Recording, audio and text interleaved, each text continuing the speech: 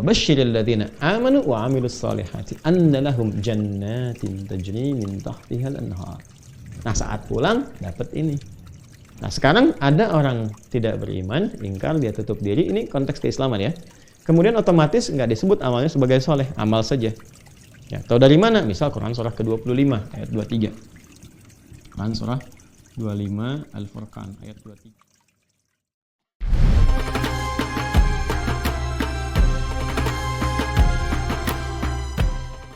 Bismillahirrahmanirrahim. Assalamualaikum warahmatullahi wabarakatuh.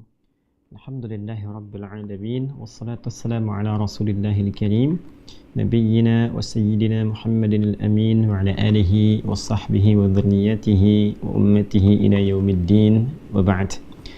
Saudara-saudariku, sangat berbahagia dan bersyukur pada Allah Subhanahu wa taala kita kembali diberikan kesempatan untuk meneruskan kajian kita Al-Quran Sunnah Solution. Dan tak terasa telah kita masuki pada penanggalan 22 Safar 1445 Hijriah.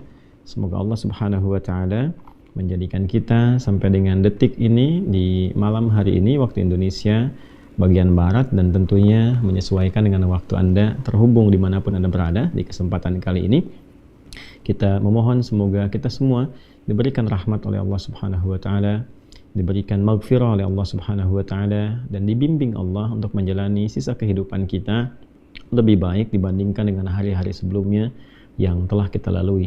Semoga Allah memberikan kemampuan kepada kita yang paripurna untuk senantiasa meningkatkan takwa pada Allah Subhanahu wa taala dan menjaga keislaman kita sampai titik akhir kehidupan ini, sehingga insyaallah semoga dimudahkan untuk wafat dalam keadaan husnul khatimah. Teman-teman sekalian, alhamdulillah spesial malam ini kita mulai ba'da isya. Tadi kami sedikit menyesuaikan kondisi dulu supaya agak lebih nyaman, lebih fit, lebih enak untuk menyampaikan, atau lebih tepatnya sharing dan sama-sama belajar di kajian Aqsa ini Al-Quran Sunnah Solution. Alhamdulillah kondisinya terasa lebih enak, lebih nyaman, sehingga kita akan berusaha memohon pada Allah Subhanahu wa taala diberikan kemampuan untuk belajar kembali dan memahami dengan baik dan benar, melanjutkan apa yang telah kita kaji di pertemuan sebelumnya di Quran surah kedua Al-Baqarah di ayat 38. Pertemuan yang lalu telah kita tuntaskan alhamdulillah, dan kini kita akan masuki ayat yang ke-39. Ini adalah kajian yang baru di ayat 39 surah Al-Baqarah sebagai lanjutan di pertemuan yang sebelumnya. Al-Quran Sunnah Solution, pedoman hidup dan solusi berkehidupan mengacu kepada tuntunan Al-Quran dan Sunnah Rasulullah Sallallahu Alaihi Wasallam. Sebelum kita bacakan ayatnya, kita dapatkan dulu intisari di pertemuan yang lalu bahwa Allah Subhanahu wa taala sejak menurunkan Adam dan Hawa alaihi wassalam memulai misi kehidupan di bumi ini, dan misi ini tentu akan berkelanjutan setiap generasi anak cucu Adam sampai kehidupan di bumi ini tuntas, selesai, paripurna seizin Allah Subhanahu wa taala. Bersamaan dengan turunnya itu, maka Allah pun turunkan pedoman berkehidupan. Jadi bukan turun yang hampa, bukan berusaha begitu saja dengan bekal potensi atau kemampuan yang telah Allah tetapkan, tapi bersamaan dengan itu diberikan jalur kehidupan, peta jalan, roadmap sampai ajal bagi setiap Adam, Hawa, dan anak cucunya ini berakhir, guna menuntaskan misi yang diberikan sesuai dengan kemampuannya masing-masing. Maka petunjuk itu yang disebut dengan hudan. Di setiap eranya Allah memberikan kesesuaian dengan karakter umat dan generasinya. Tentu pernah kita pelajari bersama dan kami jelaskan di pertemuan yang lalu bahwa eranya Nabi Adam akan sangat berbeda dengan eranya Nabi Nuh alaihi wassalam. Pun demikian eranya Nabi Nuh alaihi salam berbeda dengan eranya Nabi Ibrahim alaihi salam. Demikian seterusnya sampai eranya Nabi Muhammad sallallahu alaihi wasallam. Karena itu di setiap era Allah berikan pedoman berkehidupannya yang sesuai dengan karakteristik umatnya, kebutuhan pada masa itu, bagaimana menjalani hidup. Saat yang bersamaan juga dijadikan sebagai bagian dari ibadah, dan pada konteks itu mendekatkan setiap hamba kepada Allah Subhanahu wa taala. Dan puncaknya adalah pada eranya Nabi Muhammad sallallahu alaihi wasallam, nabi penutup, nabi terakhir, dan umatnya pun akan berakhir sampai akhir kehidupan di bumi ini. Karena nabinya terakhir, umatnya pun sampai akhir kehidupan, maka pedomannya pun mesti komprehensif, lintas zaman, harus terjaga, mudah diakses, ya kan? Nah, dalam bahasa Arab tuh mudah diakses, mudah dibaca, mudah diinteraksikan, itu disebut dengan Quran. Kalau dikhususkan disebut dengan Al-Quran, maka diberi nama Al-Quran untuk memberikan kesan bahwa ini adalah pedoman bagi kehidupan manusia sampai berakhir, yang akan sangat mudah diakses, sangat dimudahkan pemahamannya, diimplementasikan dalam kehidupan untuk mencapai satu harapan kebahagiaan yang sejati, sukses dan bahagia. La khaufun 'alaihim wa lahum yahzanun. Itulah penamaan yang membedakan dengan Injil sebelumnya yang sifatnya lokal di eranya Nabi Isa alaihissalam saja. Kemudian Nabi Musa alaihissalam misalnya jauh sebelumnya mendapati Taurat, ya sesuai dengan eranya saja. Ya, setelah Musa kan ada juga Nabi Daud misalnya alaihissalam, itu mendapatkan Zabur. Itu masing-masing di eranya. Sehingga kekinian pun kita agak sulit untuk mendapatkan versi asli dari kitab-kitab dimaksud, karena memang tujuan untuk diturunkan pedoman itu hanya di eranya saja dan sifatnya lokal, ya, tidak dalam skala global. Berbeda dengan Al-Quran, ia terjaga dari sejak turunnya sampai kini, sampai kapanpun kehidupan ini berakhir, ya, hingga kita kembali kepada Allah Subhanahu wa Ta'ala. Hal yang penting untuk kita ketahui bahwa jika kita kembalikan formulasi Al-Quran itu, saya ingatkan teman-teman, dan dari pengingat ini saya juga minta izin dan minta maaf di sela-sela penjelasan mungkin akan masih ada teman-teman menyaksikan atau mendengar saya batuk-batuknya, ini masih penyesuaian, dan semoga jedanya diringankan atau tidak muncul sama sekali insyaallah. Mohon teman-teman bisa memahami dan mengiringi apa yang akan kita bahas. Semoga Allah berikan kesehatan pada kita semua. Jadi kita akan turunkan sejenak seperti ini Al-Quran, okay. Baik, Al-Quranul Karim. Formulasi dari Al-Quran ini, fungsi utamanya disebut sebagai hudan. Ini poinnya. Ya, kita sudah pernah terjemahkan berulang kali hudan ini sebagai pedoman kehidupan. Ya. Jadi di dalam Al-Quran ini itu bukan sekedar bacaan yang hampa makna. Jadi bukan bacaan semata. Ya. Di dalamnya bukan cuman kalimat, ya, bukan cuman ayat dalam tanda petik yang hanya untuk dibaca, tidak. Tapi isi Al-Quran itu adalah ini, pedoman kehidupan. Dan pedoman kehidupan yang dimaksudkan ini mencakup seluruh aspek kehidupan yang dialami manusia sampai akhir masa hidup di dunia. Akhir zaman sering kita katakan dalam, ya, lisan orang-orang kekinian. Nah, saya pernah urutkan di pertemuan sebelumnya, dari era Nabi Adam terus sampai era Nabi Muhammad SAW, setiap generasi kan berganti. Ya, lalu bijak, adil dan sayangnya Allah kepada setiap hamba-Nya diturunkan pedoman. Ya, dan dijelaskan sampai setan pun dijelaskan yang harus dilakukan. Ini hasilnya akan begini, kalau mengerjakan ini hasilnya akan begini, dapatnya begini, di dunianya begini, alam kuburnya begini, akhiratnya begini. Okay? Kalau melanggar ketentuan, resikonya akan begini, di dunia merasakan kegelisahan seperti ini, ya, akan meninggalnya pun tidak tenang, di alam kuburnya terancam, di akhiratnya beresiko. Jelas sekali semuanya. Ya.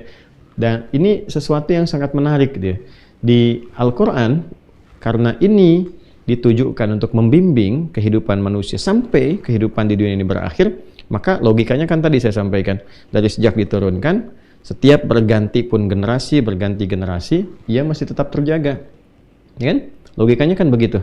Bahasanya harus sama, ya, harus eksis juga serupa sampai kapanpun, dari era Nabi sampai kini, sampai kapanpun, sampai hidup berakhir. Karena memang desainnya untuk menyelesaikan semua persoalan kehidupan yang dialami sampai zaman berakhir. Nah, ini yang menjadikan penguat bagi kita, khususnya orang-orang Islam, dan kita boleh komparasikan untuk menunjukkan dan menguatkan keyakinan kita. Tujuannya begitu, ke internal dulu supaya kita yakin. Kan poinnya seperti itu, ya. Untuk menguji diri kita dan keyakinan kita Kita tidak perlu menguji Al-Quran kalau Quran itu sudah pasti kebenarannya dengan keimanan kita. Tapi kita bisa menguji tingkat keimanan kita terhadap Al-Quran ini dengan beberapa uji. Ya, bahkan bisa jadi uji intelektual untuk menguatkan argumentasi. Ya, semisal mana ada karya manusia yang bisa bertahan dengan bahasa aslinya tanpa dialih bahasakan dalam setiap generasi terus ya sedemikian adanya, dan dia bukan sekedar dibaca. Semua orang bisa mengakses, bahkan yang tak melihat pun bisa membacanya, melafadzkannya, bahkan bisa menghafalkannya, dan tidak berubah sejak didapati di pertama kali sampai dengan lintas generasi. Ini menunjukkan bahwa ini bukan karya manusia. Ya, hanya pencipta manusia yang bukan manusia dan bukan makhluk yang bisa menghadirkan ini. Kita telah belajar di pertemuan yang lalu bahwa manusia punya sifat kemanusiaan. Artinya, kalau ada sesuatu di luar sifat kemanusiaan ini, itu bukan karya manusia. Manusia boleh menulis, tapi di setiap era akan selalu ada penyesuaian. Dan menariknya, apa yang dibuat oleh manusia, walaupun bagus misalnya, bahkan bestseller misalnya, terjual banyak dan sebagainya, orang banyak akses, orang akan merasa bosan dalam 1-2 masa. Dia hanya akan bertahan 1-2 dekade, selesai, tuntas. Itu pun begitu panjang 1-2 dekade. Kadang orang baca 3 hari sudah bosan. Ya, Al-Quran itu sulit untuk disifati demikian. Dan yang paling menarik adalah itu baru bagian luarnya, baru dari lafadznya, hurufnya yang sempurna yang bisa diakses oleh semua kalangan, dan menariknya di setiap tempat bacaannya sama, tidak ada yang berubah. Ya, ketika dialih bahasakan ya menjadi terjemahan dan tidak sama dengan isinya. Beda ketika Anda baca misalnya, oh ini ada novel bagus nih dialih bahasakan, gitu kan? Alih bahasa ini ya hanya sebatas padanan aja, sifatnya bisa sama antara yang dialih bahasakan dengan aslinya. Quran berbeda, menariknya berbeda. Jadi ketika dialih bahasakan jadi terjemahan, dan itu tidak mewakili isinya, hanya gambaran umum saja. Ketika ingin tahu isinya menjadi tafsir, menjadi keterangan, dan bisa berjilid-jilid. Nah, ini menunjukkan bahwa secara konten, secara isi, Al-Quran beda dengan bacaan biasa. Ya, di dalamnya ada pedoman berkehidupan yang sangat komprehensif, sangat holistik, bahkan bisa diturunkan dalam bentuk penjelasan yang sifatnya tematik. Ya, yang sifatnya tematik. Imam Al-Bukhari bahkan sampai membuat 97 tema kehidupan khusus yang diturunkan dari ayat Al-Quran, kemudian dijelaskan lewat hadis-hadis Nabi Sallallahu Alaihi Wasallam. Dan yang lainnya bisa membuat kurang atau lebih daripada itu untuk saling menyempurnakan. Hebatnya, setiap tapak kehidupan kita itu bisa kita temukan korelasi solusinya. Jadi bukan sekedar korelasi dikait-kaitkan, tidak. Memang solusi untuk apa yang kita alami itu dari ayat-ayat Al-Quran secara tematik. Nah, di sini kalau kita bagi nanti, ada persoalan keyakinan, ya, persoalan iman, atau juga sering disebut dengan akidah. Ada yang terkait dengan implementasi dari keimanan ini atau akidah ini berupa ibadah. Ya. Nah, ada yang ketiganya adalah percikan dari hasil ibadah ini dibawanya ke muamalah. Nah, hiasan dari ketiga hal ini disebut dengan akhlak namanya. Oke?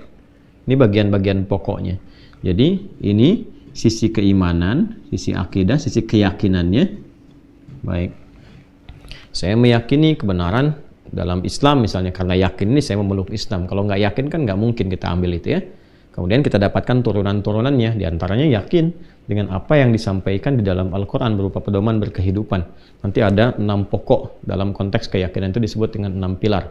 Baik yakin kepada Allah Subhanahu Wa Taala, kemudian ada malaikat, ya, kemudian ada kitab, diantaranya ini Al-Quran, lalu setelah itu ada Rasul, hari kiamat, qada dan qadar. Aspek ini nanti diimplementasikan dalam konteks ibadah. Nah, setelah yakin, apa bukti keyakinannya? Ya kan?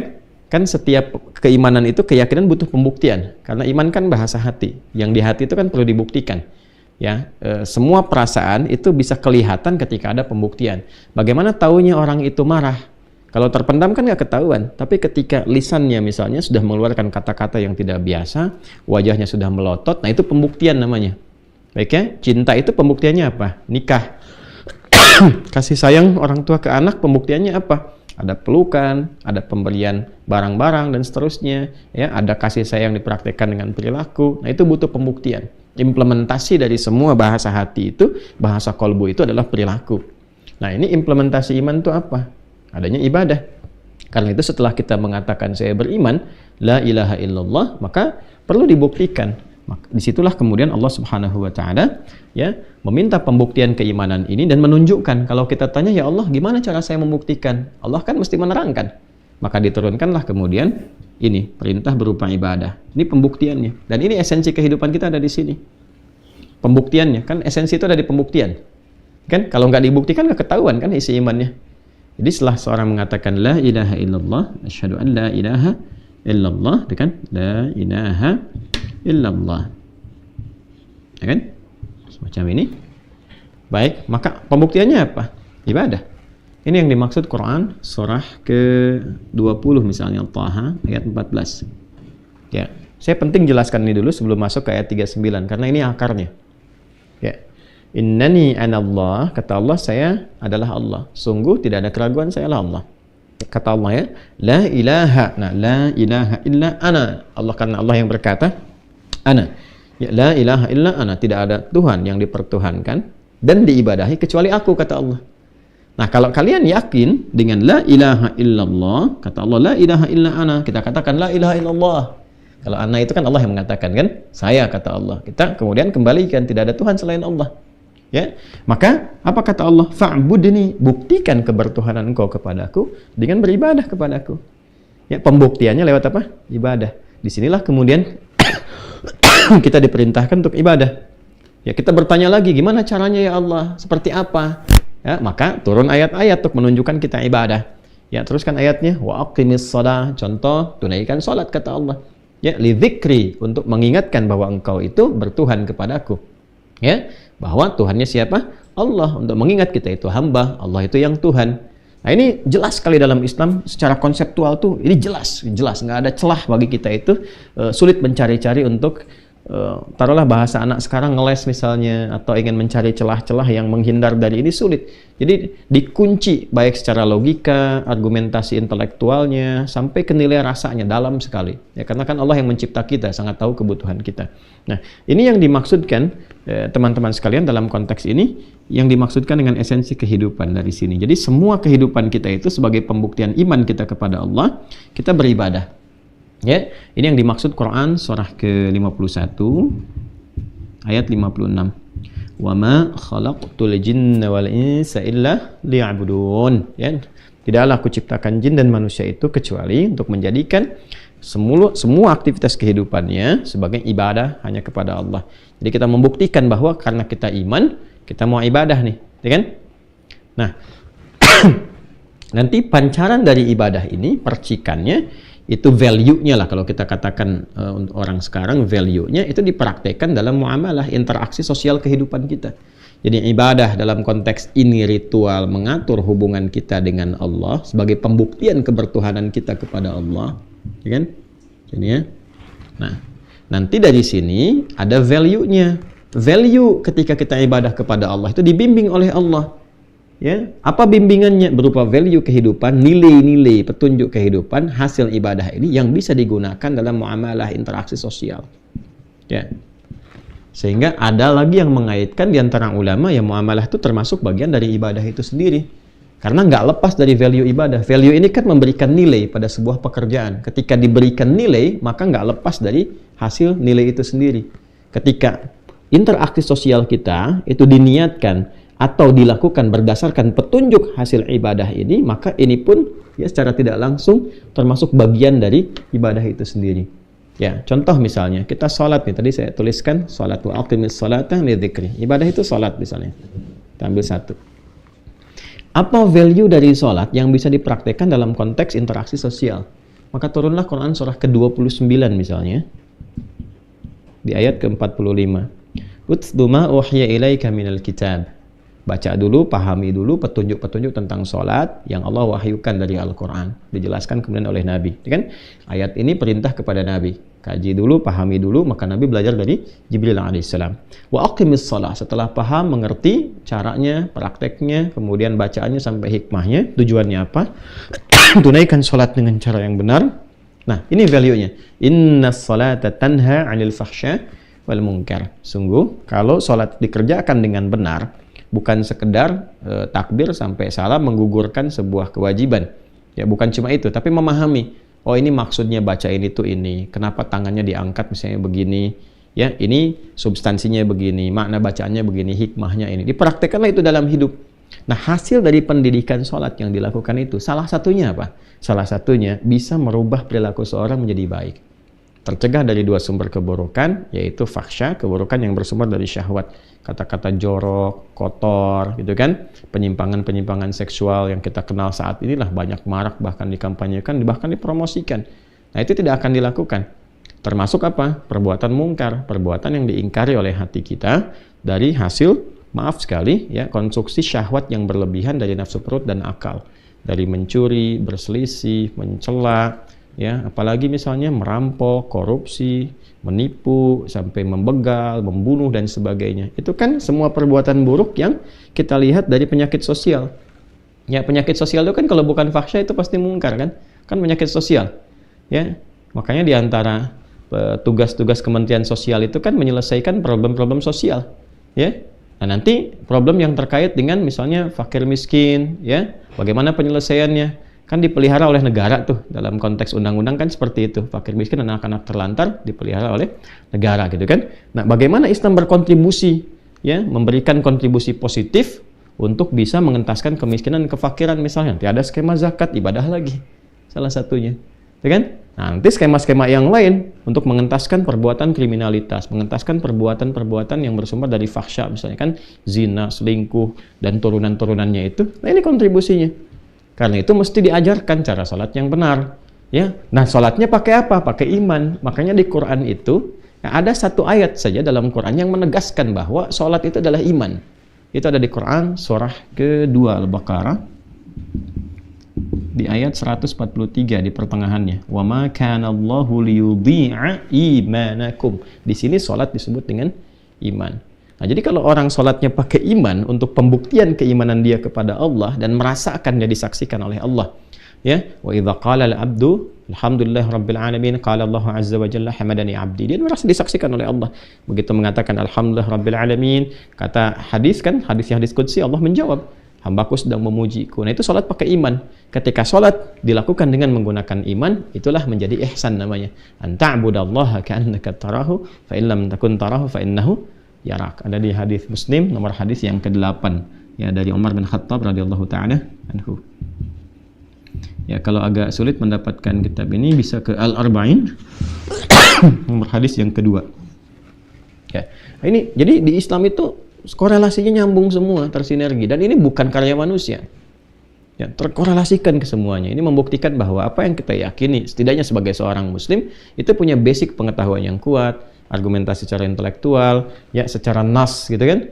Ya, nasnya juga jelas, ada, bahkan di-challenge kepada setiap orang untuk meriset otentisitasnya, gitu kan, untuk menemukan, ya, kebenarannya dan sebagainya. Dan satu-satunya kitab di muka bumi yang men-challenge siapapun untuk membuktikan kebenaran itu Al-Quran. Itu sangat luar biasa gitu ya. Bahkan kalau belum menemukan, silahkan kalau merasa ini karya manusia, bikin yang semisalnya. Itu banyak sekali kita temukan hal-hal demikian dalam Al-Quran untuk bisa membuktikan kebenaran, sekaligus juga bisa merasakan mukjizat Al-Quran sebagai pedoman untuk berkehidupan. Ini gambarannya teman-teman sekalian. Jadi dari mulai ada iman, ada ibadah, ada muamalah. Lalu dalam konteks kita beribadah pun, bermuamalah pun kan harus enak, harus nyaman. Ya, saya bertutur kepada Anda, kalau tuturnya kan baik, ya, sopan santun, beradab, kan nyaman diterimanya gitu kan? Ya kan? Nah, pun demikian, seorang anak kepada orang tua juga bicara dengan anak, guru dengan siswa, di kantor antara sesama pejabat misalnya dengan karyawan ke bawahnya, yaitu akan sangat indah, nyaman kalau ada nilai etis di dalamnya yang dipraktekkan. Ya, maka yang mengatur interaksi ini supaya nyaman dilakukan, enak, tercipta harmoni, disebut dengan akhlak namanya. Maka kita banyak temukan tuntunan akhlak juga dalam Al-Quran. Ya, dan jangan lupa bukan hanya akhlak sesama makhluk, tapi akhlak makhluk terhadap khalik pun ada. Ya, contoh tadi sholat misalnya, akhlak masjid, anak cucu khusyuan pun tidak mudah untuk didapatkan. Gitu ya. Nah, ini perpaduan ini luar biasa. Kalau dipraktekkan dalam kehidupan, bagian-bagian ini, maka menjadilah risalah yang sempurna. Dengan pedoman ini satu mengacu ya ke atasnya dan dipraktekkan konteks dalam kehidupan, maka jadilah kemudian misi khalifah fil ard sebagai pemakmur di muka bumi itu, penyukses, bahagia, nyaman, tentram, itu potensial diraih sebagaimana Allah tunjukkan dan pernah saya kisahkan, yang sangat gersang, tertinggal. Apa hubungan tugas? Bukan tempat tinggal. Ingat baik-baik, tempat tugas, bukan tempat tinggal. Tempat tinggal kita di mana? Di jannah. Baik ya, tempat tinggal kita di jannah. Baik, jadi Allah sudah menyiapkan satu tempat untuk tinggal kita, jannah, yang kita terjemahkan dengan surga. Nanti setelah tugas ini berakhir, ya, tugas ini berakhir, kehidupan berakhir di bumi ini, selesai di tempat tugas, baru di tempat akhir ini ada potensial kita dapati. Sesuai dengan apa? Sukses tidaknya misi yang kita bangun. Ya, kan tempat ini. Nah, ke sini ya. Jelas ya? Nah, ini untuk memudahkan semua tugas yang ada di sini diberikan kemudian hudan. Konstruksi untuk bertugas ini sampai kemudian ke jannah, dari mulai turun, nih turun ke sini sampai ke akhir, sampai balik ke sini, itu selalu didasarinya dengan iman. Ini poinnya. Basicnya ini, asasnya. Jelas ya? Basicnya adalah iman, karena semua bersumber dari ini yang paling awal. Gak mungkin orang bisa ibadah, itu kan, ibadah dengan benar tentunya, ya, kalau tidak ada iman. Ya, kita kan sholat tuh karena ada iman. Ya, karena iman itu sinyalnya ada, kemudian begitu dipanggil Allahu Akbar, iman kita merespon kan? Ya, ketika merespon itulah kita didorong untuk menunaikan sholat sebagai pembuktian iman. Ya, ketika tidak ada dorongan itu, ini menunjukkan iman kosong. Ya, walaupun orang mengklaim misalnya saya muslim, tapi muslimnya cuma di lisan kalimat la ilaha illallah, syahadu an la ilaha illallah, kan? Syahadu anna Muhammadar Rasulullah, di lisan, nggak nyampe ke kalbu. Sedangkan iman itu kan di kalbu. Kalau nggak nyampe ke dalam kalbunya, nanti nggak ada sinyal. Nah, inilah klaim keislaman saja tanpa disertai keimanan. Itu ada di Quran surah ke-49. Quran surah 49 ayat ke-14. Qalatil a'rabu amanna, ini sudah diantisipasi oleh Al-Quran. Qalatil a'rabu amanna, di era Nabi ada sekelompok orang Arab Badui mengatakan kami telah beriman. Kemudian turun penjelasan dari langit, ya. Turun wahyu. Qul lam tu'minu, katakan Muhammad SAW, kalian belum beriman serius, belum benar beriman. Ya, walakin qulu aslamna, tapi katakan saja kami baru berislam. Karena syarat berislam itu kan diucapkan dulu dengan lisan, asyhadu an la ilaha illallah wa asyhadu anna Muhammadan Rasulullah. Ya, walamma yadkhulul imanu fi qulubikum. Sedangkan apa yang kalian ucapkan itu belum sampai ke kalbu. Ya, belum menjadi konstruksi iman untuk memberikan sinyal kepada tubuh untuk bersikap, merespon untuk perintah ibadah. Nah, itu poinnya. Jadi basicnya itu ini. Jadi turunnya pakai iman, mengerjakan kegiatan di bumi pakai iman, implementasi iman itu bisa dipakai, dilatih dalam ibadah ritual ini. Nanti implementasinya ibadah sosial. Makanya nanti orang-orang yang jadi apapun di bumi ini dengan pekerjaannya, mau jadi dokter, jadi pejabat, birokrat, diplomat, di TNI, di kepolisian, di arsitektur misalnya, ataupun di kampus-kampus, di sekolah, kalau dia seorang muslim dan dia beriman, dia sholat, itu pasti akan ada petunjuk-petunjuk, sinyal-sinyal Rabbani dari imannya yang membimbing dia beraktivitas. Ya, kalau tidak mengarahkan pada kebaikan, mencegah pada keburukan. Imannya akan bekerja di situ. Ya, ada bimbingan. Memandang saja kok kita netral apapun, memandang saja pakai iman. Ya, beda pandangan dengan iman dengan pandangan tanpa iman dalam konteks muamalah ya. Ya, ada standarnya, standar ukuran. Kalau tanpa iman, semua itu dihargai sebagai sesuatu yang terhormat saja. Ya, udah mau pakai apapun, ya busana apapun, penutup seperti apa, ya gambarnya terhormat karena kan bukan standar iman. Tapi ketika seorang memandang dengan imannya, yang terhormat itu ada standarnya, ada ukurannya. Kapan menjadi terhormat? Kalau ukuran-ukuran keimanan itu dipakai, yaitu ukuran aurat. Laki-laki sekian, perempuan seperti ini yang boleh terlihat, ini yang tidak boleh. Jadi begitu kemudian matanya memandang yang menurut imannya tidak masuk standar itu, langsung dipalingkan tuh. Itu nanti kekuatan iman yang bisa mengarahkan itu. Yang nggak punya iman nggak bisa begitu. Itu yang dimaksud Quran surah ke-24 ayat 30 untuk laki-laki, 31 untuk perempuan. Qul lil mu'minina yaghuddu min absarihim. Katakan pada pria-pria yang merasa punya iman, maka akan terjadi ghaddul basar, imannya akan membimbing bagaimana ia mesti memandang. Nanti kalau diterapkan misalnya yang skala kecil nih, pulang dari masjid misalnya kan, mau pakai sendal yang bukan sendalnya, ketika ada iman, imannya bergerak, itu bukan punya kamu. Ya, lebih kompleksnya ketika di proyek misalnya harus tanda tangan yang bukan kebijakannya, atau sesuatu yang mungkar, yang akan menolak hatinya, tangannya nggak akan digerakkan.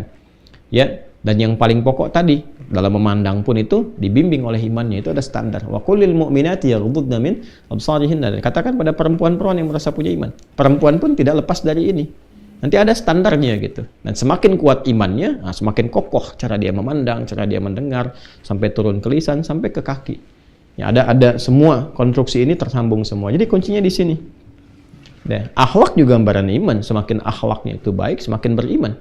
Ya kan? Kan Nabi itu dipuji itu dengan akhlaknya. Wa innaka la'ala khuluqin azim. Dan engkau adalah pemilik akhlak yang sangat luar biasa. Pemilik akhlak yang agung gitu kan. Sosok yang agung. Diagungkan Nabi itu karena apanya? Karena akhlaknya. Gitu.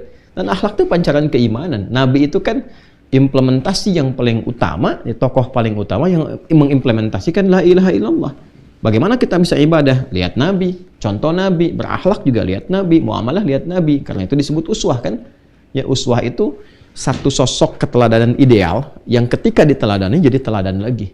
Itu yang paling indah. Karena itu keberadaan Nabi pun dengan segala contoh yang melekat pada beliau diikatkan dengan syahadat.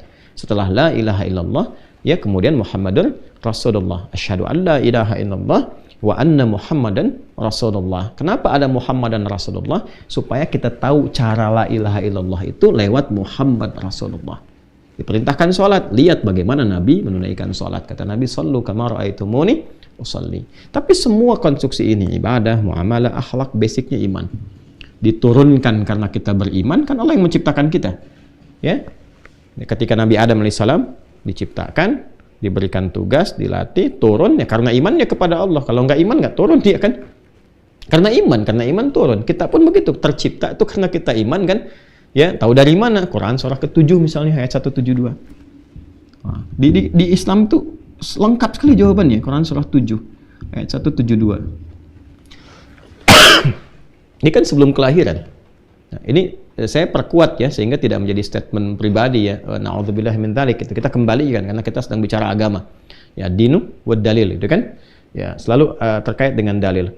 Jelas wa idz akhadha rabbuka ya min bani adam min zuhurihim dzurriyyatahum wa asyhadahum ala anfusihim alastu bi rabbikum qalu bala syahidna. Bahkan usia kandungan itu 4 bulan ya roh ditiupkan sudah ada komitmen dialog keimanan. Jadi sebelum berkehidupan tuh kita hidup tuh dengan iman gini. Qalu bala syahidna, kami bersyahadat ya Allah menetapkan Engkau sebagai Rabb, sebagai Tuhan dan sebagainya yang merawat kami, memberikan kecukupan, kebutuhan, membimbing sampai kami kemudian wafat. Ya, ini sudah bala syahidna. Makanya ketika dilahirkan ada fitrah, kullu mauludin yuladu 'alal fitrah. Setiap yang terlahir itu dari rahim manapun dia membawa fitrah. Apa di antara fitrahnya? Kecenderungan untuk din. Kecenderungan untuk din. Ya. Dari mana taunya fitrah itu kaitan dengan din? Ya di Quran surah ke-30 ayat 30. Rum ayat 30. Fa'aqim wajhaka lid-dini hanifa fitratallahi allati fataran nasa 'alaiha. Maka hadapkan dirimu dengan ya kepada apa? Ya, dirimu sepenuhnya kepada ketentuan ad-din dengan cara yang benar. Hanif.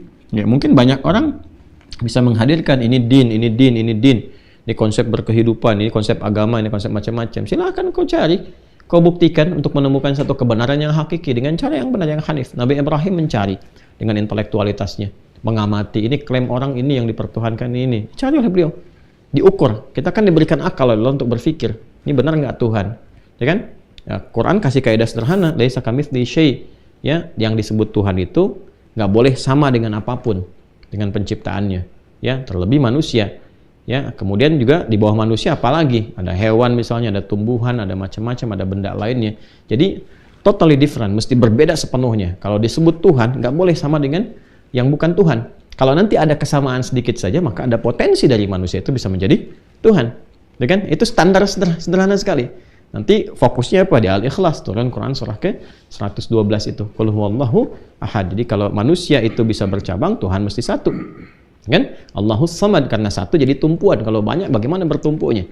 Ya, yang bisa berkembang itu makhluk. Tuhan mesti satu, nggak boleh sama kan? Baik, kemudian lam yalid walam yulad. Ya, Tuhan nggak boleh punya sifat beranak atau diperanakan, karena yang berkembang biak itu, ya, yang beranak diperanakan itu adalah makhluk. Manusia beranak diperanakan, hewan demikian, tumbuhan juga demikian, ya kan? Walam yakul lahu kufuwan ahad. Tuhan mesti kuat, nggak boleh lemah. Yang lemah punya sekutu itu ya manusia, punya teman, dia nggak bisa sendiri tuh. Ya, butuh orang lain lagi. Saya mau nerangkan begini saja, Anda bisa menyimak, mesti ada yang merekam. Yang merekam ada yang bikin alatnya. Jadi nggak bisa tunggal sendiri. Tuhan mesti lebih hebat daripada itu. Logis sekali, rasional sekali. Jadi semua disusun nih argumentasinya, logikanya, ini akalnya. Nah, sekarang manusia itu kadang-kadang anehnya begini. Pada konteks kehidupan dunia, akalnya tuh dipaksa untuk sehat. Ya, ini akal yang sehat. Konstruksikan nih, jalan berpikirnya benar. Tapi logika dan akal yang sehat ini nggak bisa dipakai untuk memahami konteks ketuhanan. Ya, konteks keberagamaan yang benar.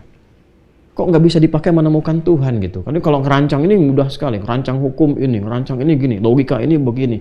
Menyimpulkan premis-premis ini benar begini. Jalan berpikir yang benar begini. Menguji kata-kata begini. Tapi menguji imannya nggak bisa menggunakan logika itu. Ini sesuatu yang ironi gitu ya. Jadi ketemu sesuatu yang anti klimaksnya di situ. Kok untuk bisa memahami yang sesimpel itu tidak bisa digunakan? Kenapa berat sekali? Nah, itu berarti ada sesuatu tuh, ya, yang belum sempurna sinarnya masuk ke dalam jiwanya. Itu barangkali sedikit ya, teman-teman sekalian. Nah, nanti di sini fa'aqim wajhaka lid-dini hanifa fitratallah. Fitratallah allati fataran nasa 'alaiha, tanya kebuka begini. Nah, fitratallah. Inilah fitrah yang Allah lekatkan pada diri manusia. Jadi jiwa manusia itu ada spiritnya, ada rohnya. Roh itu kebutuhannya din. Dia nggak bisa menemukan yang lain. Nutrisinya beda dengan akal. Akal itu membaca, pengetahuan, knowledge didapatkan dari data, jadi informasi, knowledge, saring. Fisik ini makanannya, makanan materi yang kita makan, fisikal, untuk menjaga kesehatan, kekuatan. Nah, roh makanannya apa? Ini, spiritual itu makanannya. Din.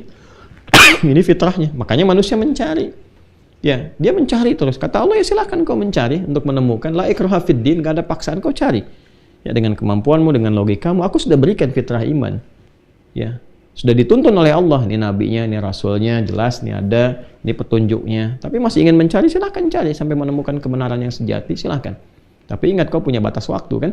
Ya, disebut dengan ajal. Karena itulah manusia kan sering mencari. Kadang mencari ini, kadang ada yang ke pohon, kadang ada yang ke macam-macam, kadang ada yang ke alam segala rupa. Nah, ketika itu ditetapkan, didialogkanlah dalam Al-Quran. Layak nggak jadi Tuhan? Coba deh, masukkan nih standarisasinya. Ini standar ketuhanan sifatnya apa? Coba uji. Yang ini yang dipertuhankan masuk nggak dari standar Tuhan itu? Ini masuk nggak? Kalau nggak masuk, berarti ada yang di luar itu semua. Ya, maka disimpulkan, pencipta semua itulah yang dipertuhankan. Dijawab oleh Al-Quran nanti. Ya, ini banyak ayatnya, teman-teman ngaji aja di Mira tuh yang pernah saya terangkan di bab akidah, saya terangkan insya Allah cukup lengkap di situ ya tentang konteks kebertuhanan. Nah, yang ini saya tekankan di sini sampai kita ketemu nanti semua konsepsinya ad-din, maka dijawab semua pertanyaan itu secara terstruktur, detail, sempurna dalam syariat Islam. Karena itulah kemudian di Quran puncaknya surah ke-3 ayat 19. Nah, Allah menerangkan dengan sangat tegas sekali, innad dina 'indallahil Islam. Jadi kalau Anda ingin mencari ya yang paling mudah, yang paling logis, yang paling kuat argumentasinya, yang standar-standarnya dihadapkan, silahkan Anda bisa lihat dalam Islam. Dan itu pun tidak dipaksa. La ikraha fid din, nggak dipaksa kok. Kalau ingin mencari, ingin belajar, silahkan. Justru saat seseorang muslim memaksa orang lain untuk meyakini misalnya ketuhanan Allah, dia maksa, dia berdosa. Indah sekali. Lakum dinukum waliyadin. Anda ambil konsekuensinya ketika kembali kepada Allah. Kita punya keyakinan, Anda punya keyakinan, silahkan dalam konteks kehidupan saling menghormati. Ketika ibadah masing-masing, nggak usah saling mengajak, nggak usah saling menempatkan bagian dari ibadahnya di tempat dia, ya, tapi tempatkan masing-masing saja. Nanti praktekkan itu dalam konteks muamalah. Setelah itu bawa pertanggungjawaban kembali kepada Allah. Yang dibawa apa? Ini keimanannya. Kalau ini dibawa hasilnya nanti value-nya disebut dengan pahala itu, ya kan? Nah, tapi puncaknya ini dari iman. Jadi konteks kehidupan dunia disusun oleh iman, dan hidup pun pakai iman, wafat pun pakai iman. Nah, kembali ke akhirat pun ini yang pertama kali dikonfirmasi keimanannya. Sama nggak saat turun dengan saat kembali kepada Allah itu? Sama nggak? Ya kan? Saat turun ke bumi, menjalani kehidupan, dengan saat kembali di yaumil akhir kepada Allah, sama nggak nih? Masih bawa imannya nggak? Makanya yang pertama kali dikonfirmasikan dari hasil pedoman tadi. Ya kan? Dan iman ini akan menuntun kita bisa berinteraksi dengan hudan, dengan Al-Quran. Kalau nggak ada iman, nggak bisa mengakses ini. Ya, kalau nggak ada iman, dan seburuk-buruknya yang tidak punya iman, seburuk-buruknya yang tidak punya iman adalah bertindak yang tidak baik terhadap Al-Quran. Ya, Anda tidak yakin, nggak ada masalah. Ya, orang Islam itu meyakini Quran dan tidak meyakini, misalnya, ini kan standar dalam keyakinan, tidak meyakini kitab lain, ya, sebagai misalnya kitab wahyu misalnya, tapi pun dilarang. Untuk apa? Untuk menjelek-jelekan, untuk merendahkan, apalagi misalnya untuk mengotori. Taruhlah membakar, menginjak-injak, dan itu dilarang. Mencela aja nggak boleh kok. Ya, yang diperkenankan itu menerangkan, menjelaskan, silahkan berargumentasi dengan cara yang paling indah. Ya, maka iman itu yang bisa menuntun kita bisa interaksi dengan Al-Quran. Kalau nggak ada iman, nggak mungkin. Nah, lawan dari iman itu disebut dengan kufur namanya. Al-kufru. Perbuatannya disebut dengan kafar. Jamaknya disebut dengan kafaru. Kafaru. Oke? Misal, seorang beriman, yakin dengan Al-Quran, maka dia interaksikan dirinya dengan Quran sebagai pedoman kehidupan. Dia turunkan nih, saya misalnya usia sekian, saya sebagai anak, sebagai suami, sebagai ayah. Apa nih dari Al-Quran yang membimbing saya bersikap sebagai seorang anak? Orang tua saya ada yang masih hidup, ada yang telah meninggal. Apa yang saya lakukan sesuai dengan bimbingan Quran? Maka saya kerjakan karena iman saya nih. Oke, saya sebagai seorang suami, apa nih ayat-ayat tentang suami yang harus saya lakukan? Maka saya kerjakan sesuai dengan iman saya. Ya kan? Demikian seterusnya. Saya kerja nih sebagai seorang guru. Apa nih tuntunan pengetahuan yang harus diajarkan? Bagaimana caranya? Seperti apa? Konteks pengetahuan sesuai dengan zamannya, kita bisa belajar dimanapun. Tapi value-nya kita ambil dari Quran. Bagaimana cara belajar yang benar? Ya kan? Bagaimana cara menempatkan ilmu secara baik, mengajar dengan etika, dan sebagainya. Nah, itu kita ketika praktekkan semua ini karena iman, dapat nilai di hadapan Allah. Dijamin saat di dunia, fala khaufun 'alaihim wa lahum yahzanun. Saat pulang dia mendapatkan lahum ajrun ghairu mamnun.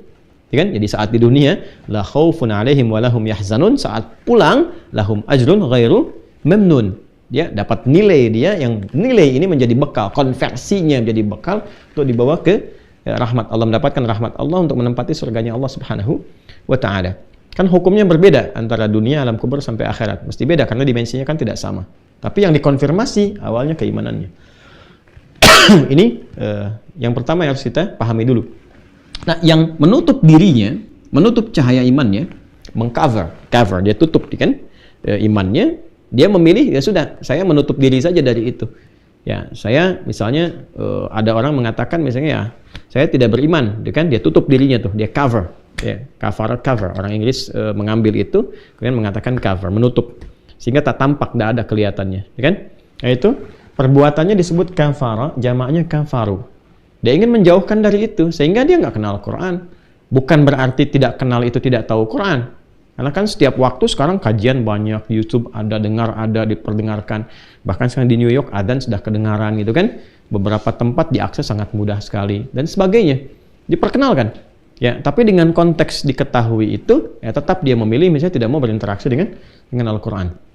Jelas ya? Bahkan ada yang kedua, ya, bukan sekedar dia tidak mau tahu Quran, tapi dia juga berusaha untuk mengekspresikan ketidaksetujuannya dengan Quran dengan cara-cara yang tidak benar. Nah, ini biasanya kalau kadzdzaba itu berdusta, kalau kadzdzaba mendustakan. Nah, kalau sudah kata kadzdzaba diletakkan pada sesuatu yang mulia, itu berarti ada action yang tidak pantas dilakukan. Ya, kadzdzaba yukadzibu, jamaknya kadzdzabu. Jadi ada kadzdzaba tunggalnya, ya, jamaknya kadzdzabu. Ya kan? Nah, ini dia. Ya, kalau sudah kadzdzabu itu bukan hanya sekedar tidak mau tahu, tapi juga mengekspresikan itu dengan ekspresi yang buruk. Ya, misalnya ada yang mencoba datang membakar, demonstratif misalnya, ada yang menginjak, ada yang apa, ini kadzdzabu namanya. Atau melecehkan secara verbal. Ya, mengolok-olok misalnya, mengingkari sekaligus mengolok-olok. Ya, misal di Quran turun ayat jilbab, maka mengolok-olok ayat itu misalnya, atau dipotong-potong, atau bahkan pada yang paling ekstrim bahkan tentang akidah. Ya, ayatnya dikeluarkan, dialih fungsikan, macam-macam dalam konteks yang bisa berbeda-beda. Kalau Quran katakan demikian, itu potensi terjadi. Potensi apa? Terjadi. Nah, orang-orang yang konsisten dengan imannya, ini kita dalam konteks pemahaman keislaman ya, untuk meyakini Kan karena kita yakin makanya kita beramal, ya kan? Dan kita punya peluang kan dengan keyakinan itu. Artinya setelah wafat masih ada peluang. Orang-orang yang tidak yakin ya wafat dia nggak punya peluang. Kalau ada kehidupan lagi bagaimana? Ya kan? Nah karena kita yakin kita lakukan. Karena itu hal yang paling awal kita lakukan menguji otentisitas Quran sebagai wahyu. Setelah kita yakin kebenarannya, validitasnya, yakin ini wahyu dan sebagainya, maka kemudian dari keyakinan itu kita berinteraksi kan? Dan itu dibuktikan dulu oleh Allah. Ya, bagaimana Quran itu mukjizat? Dari mana taunya begini? Di awal kan tadi kita telah selesaikan. Ya, setelah paham ini semua, silakan lakukan. Nah, konsistensi ini yang kalau kita kerjakan, ini di dunia dapat apa saja diberikan. La khaufun 'alaihim wa lahum yahzanun, ketenangan, kenyamanan, perubahan hidup dan sebagainya. Dan dahsyatnya terbukti dalam sejarah. Yang paling gampang tadi, kok bisa orang hidup jahiliyah? Allah tidak turunkan tongkatnya Musa, mukjizat Nabi Isa dan sebagainya, cuma Allah turunkan Al-Quran, merubah hidup mereka. Ya, merubah hidup mereka. Dahsyatnya luar biasa. Jadi khair umat terbaik di zamannya. Dan kurikulum itu dipakai di generasi setelahnya. Kan tidak berhenti di Mekah saja, nggak berhenti di Madinah. Ketika itu dibawa oleh para sahabat ke Afrika Utara jadi maju, ya, ke Andalusia jadi maju, punya peradaban setiap tempat, termasuk ketika dibawa ke Nusantara berkembang lebih maju. Ya, lebih maju luar biasa, dan kedamaian, ketentraman dan sebagainya. Ya, jadi ketika nilai-nilai keislaman itu dengan spirit dari Al-Quran dibawa, itu dahsyatnya luar biasa. Ya, dan itu memberikan sebuah nilai, tidak merusak sistem yang ada. Ya, berkembang, diberikan nilai lebih berperadaban, lebih baik dan sebagainya. Ini konteksnya. Ini dunianya. Ini dibuktikan oleh sejarah. Jadi dahsyatnya di Islam itu kitabnya ada, sosoknya bisa dilacak ada, nabinya ada, kuburannya ada, orang-orang yang pernah berinteraksi dengan beliau ada. Dibuktikan oleh sejarah, nasabnya jelas, kuburannya ada. Itu kan? Kemudian perkembangannya bisa dilacak oleh sejarah. Dibawa ke sini jadi ini, sampai sekarang masih bisa disaksikan. Kan pembuktiannya jelas. Apalagi coba? Ya, jadi semua hal yang terkait dengan hidup, pembuktiannya ada. Tinggal keyakinannya itu ada apa enggak. Ini umat Islam sekarang ini punya nilai keimanan yang sama enggak dengan orang-orang sebelumnya? Katanya pengen generasi emas, pengen gini, pengen gitu. Islam tawarkan value. Dan value itu ketika diterapkan dalam setiap tempat selalu berkesesuaian dengan nilai-nilai kehidupan. Karena itu kan pedoman hidup untuk semua manusia. Gak akan merusak, gak akan berubah, dan gak akan pernah bertentangan. Ya, dengan nilai-nilai baik yang diterapkan di tempat yang dia tinggal. Misalnya nih, kita punya dasar di Indonesia Pancasila, ada Undang-Undang Dasar 45 dan turunannya. Itu gak akan pernah bertentangan dengan value yang ada dalam Quran, dalam hadis. Gak akan pernah, karena seiring berjalan bersamaan. Ya, ini nilai kebaikannya, nilai kemuliaannya dan sebagainya. Dan dahsyatnya dijamin oleh undang-undang juga. Dalam konteks kita beribadah ini. Ya, pemahaman ini. Nah, ini keimanan. Nah, bagi yang tidak yakin dengan ini, atau mengambil langkah ekstrim misalnya, dengan berekspresi yang tidak pantas, secara kemanusiaan pun nggak pantas. Ya, di depan umum bawa-bawa Quran bakar ini secara demonstratif dan ekstrim, ya, itu kan tidak pantas gitu ya. Untuk dilakukan, selangkah provokatif lah, atau mengolok-olok. Ya, apakah dalam seminar, atau ingin diviralkan, atau bikin konten macam-macam dan sebagainya, misal. Itu kan hal-hal yang tidak pantas. Secara kemanusiaan saja hati kita menolak, gitu kan? Dan sebagainya. Tapi itu potensial terjadi. Ketika itu terjadi dan dipertahankan sampai wafat, ini bagaimana nih statusnya yang seperti ini? Kalau yang ini kan jelas statusnya yang beriman. Ini dalam konteks keyakinan kita ya sebagai muslim. Mungkin non-muslim juga punya konstruksi sendiri atau punya keyakinannya sendiri, atau mungkin juga punya gambaran tentang kehidupan di kitabnya masing-masing. Ya, silahkan bisa digali soal keyakinan lakum dinukum waliyadin. Ini dalam konteks keislaman. Maka apa yang didapatkan oleh ini semua di luar konteks yang iman tadi, setelah dijelaskan, setelah diterangkan dan sebagainya, maka itulah relevansinya dengan turunnya ayat 39. Ya, walladzina kafaru wa kadzdzabu biayatina ulaika ashabun nari hum fiha khalidun. Yuk baca dulu ya. Ayat 39. Ada teman-teman? A'udzu billahi minasyaitonir rajim. Bismillahirrahmanirrahim. Walladzina kafaru wa kadzdzabu biayatina ulaika ashabun nar hum fiha khalidun. Ayo kita dapati ya. Walladzina, adapun orang-orang yang, alladzina disebutkan 1080 kali dalam Al-Quran. Ini mencakup lintas gender, ya, lintas generasi, dan ini mencakup juga lintas profesi, macam-macam. Artinya ya ada saja potensi orang-orang yang mungkin tidak yakin, yaitu haknya masing-masing. Ya, menutup diri, mengcover dirinya dari Al-Quran misalnya, itu haknya masing-masing. Ya, tidak yakin silahkan. I'mal ma syi'ta fa innaka mayyit. Ya, silahkan kerjakan apapun, pada akhirnya kan Anda wafat juga. Ya, saya juga demikian, kita meninggal. Kita semua meninggal. Nah, apa yang nanti akan menentukan di hari kemudian? Kan keyakinan kita masing-masing, bukan uang kita kan. Uang kan selesai, nggak dibawa dikubur juga. Bukan jabatan, jabatan selesai. Ya, sama-sama pengen almarhum kan ketika meninggal itu. Sama-sama semua pengen almarhum. Ya, yang menentukan apa? Keyakinannya. Makanya penting punya keyakinan yang benar saat hidup, karena saat wafat yang dipertaruhkan keyakinan. Nah, keyakinan itu bahasa Arabnya disebut iman, keimanannya. Itu poin pentingnya. Ya, jadi sekarang silakan, nanti yang dipertaruhkan keimanan masing-masing. Karena itu Quran datang dengan risalah yang indah, silakan saling menghormati. Setiap orang punya pilihan, tapi nanti saat wafat, ya, nah keyakinan itu, keyakinan kita saat hidup itu yang dibawa. Adapun semua perbuatan kita di dunia itu selesai. Nah, Al-Quran menjelaskan dengan sangat tuntas. Hidupnya di dunia begini, setelah di dunia akan kemana, keadaannya di alam itu bagaimana, setelah di alam tunggu itu, ya, yang waiting roomnya di alam kubur, barzah itu nanti seperti itu, selesai, nanti terjadi apa, sampai kapan, kalau kembali kepada Allah itu bagaimana, tuntas dijelaskan. Bukan cuma alamnya, bukan cuma kehidupannya, sampai bekalnya rinci. Nah, sekarang tinggal dikomparasikan saja. Ya, di Islam ada begini, kalau ingin memperkuat keislaman silahkan dicari. Ada nggak di kitab-kitab lain menjelaskan seperti itu rinciannya, sampai dengan dipandu dari yang paling simpel, yang paling kompleks. Ya, kita punya satu panduan dari bangun tidur sampai tidur lagi, lengkap sekali dijelaskannya. Ya.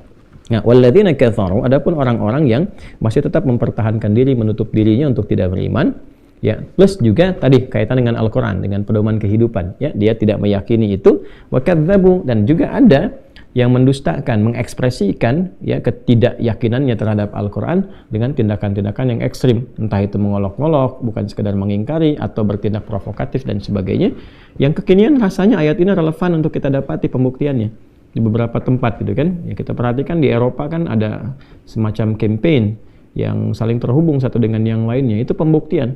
Jadi ketika itu terjadi, ini menunjukkan bahwa apa yang Quran sampaikan benar. Tinggal nanti belajar tentang bagaimana cara meresponnya. Ya, karena Quran itu indah sekali ketika menjelaskan satu persoalan tuh, itu melihatnya sangat detail sekali. Ya, coba dilihat dulu, jangan langsung responsif. Apakah itu terhubung dengan motif-motif tertentu, ataukah memang yang diinginkan itu justru respon balik yang negatif, sehingga dengan itu jadi ada kampanye besar lagi. Nah, inilah orang Islam nih. Ya, sifatnya begini, sifatnya begitu. Nah, bagi cara-cara elegannya bagaimana? Itu setiap ada kejadian, solusinya itu sangat luar biasa. Ya, luar biasa. Jadi dari segi perspektif hukum pun memang itu yang dibutuhkan, cara-cara elegan untuk bisa, ya, mengcounter isu-isu yang tidak baik itu dengan sangat jeli sekali. Kalau ada begini, nah ini seperti ini seperti ini, responnya begini. Dan hasilnya sangat sangat luar biasa ketika dipraktekkan, justru itu menunjukkan kebenaran Islam yang boleh jadi memberikan peluang hidayah, ya, untuk orang-orang yang memang belum kenal, belum tahu menjadi tahu, dan itu menjadi jalan hikmah bagi sementara orang untuk mengenal Islam, bahkan untuk berislam. Ya. Walladzina kafaru wa kadzdzabu biayatina, dengan berbagai tanda yang telah kami tampakkan, ya, kebenaran-kebenaran dan sebagainya. Saya bacakan tafsirnya. Saya di sini sekarang menggunakan kitab Jami'ul Bayan, atau kita kenal dengan tafsir Imam At-Tabari, ya. Untuk lebih menjelaskan dari riwayat. Yani walladzina jahadu ayati wa kadzdzabu rusuli, ya, wa ayatullahi hujjajuhu wa adillatuhu ala wahdaniyatihi wa rububiyyatihi wa ma ja'at bihi ar-rusulu min al-a'lami wasyawahid ala dhalik wa ala sidqiha fima anba'at an rabbiha, ya, wa qad bayyana anna ma'na al-kufri at-taghtiyah ala syai'. Seperti yang tadi saya sampaikan. Jadi disampaikan di sini, dan orang-orang yang mengingkari dengan sangat keras apa yang telah aku tunjukkan, kata Allah, ya, dari berbagai pembuktian tentang kebenaran berkehidupan, ketuhanan Allah Subhanahu wa taala, diterangkan logika bertuhanan, kemudian dijelaskan dengan datangnya rasul, ya, kemudian dari mulai hujjah, dalil, ya, argumentasi, pembuktian yang nyata, baik itu secara nas, ya, jadi ada yang akli, ada yang nakli. Yang nakli itu nas, ini nasnya Qur'annya. Silahkan di riset, kalau engkau nggak percaya Quran, silahkan dicek kebenarannya, struktur bahasanya, ada nggak yang seperti itu, silahkan. Baru setelah itu kontennya, kaji secara ilmiah, secara intelektual, secara akal, betul nggak seperti itu, bagaimana pembuktiannya, perjalanan sejarahnya, gitu kan, ditunjukkan, lalu dikorelasikan dengan konteks kehidupan. Rububiyah namanya. Rububiyah itu bisa dicek dalam kehidupan, ya, lihat langit, lihat lautan, siapa yang mencipta ini? Manusia bisa desain itu nggak? Ya, oh ini alam semesta. Alam semesta itu apa? Alam semesta itu kan tempat kita berkehidupan. Alam itu kan bahasa Arab namanya tanda. Kenapa disebut alam? Karena Tuhan memberi tanda di situ untuk mengenalkan Dia pada kita sebagai makhluknya. Ini jangan katakan misalnya ini perbuatan alam semesta. Ini enggak, alam semesta itu kok tempat kita berkehidupan. Alam, ya kan, di semesta ini. Nah, alam itu dari bahasa Arab, tanda, jamaknya disebut alamin, jam'ul jamak. Ya, Allah mendeklarasikan dirinya dengan apa? Rabbul alamin. Alhamdulillahi rabbil alamin. Jadi ketika kita mengatakan alam manusia, alam hewan, alam tumbuhan, itu kan, alam langit, alam bumi, dikatakan semesta semuanya, maka di alam itu, di semesta itu ada tanda untuk mengenal Tuhan. Nah, itu poinnya. Allah tunjukkan tanda.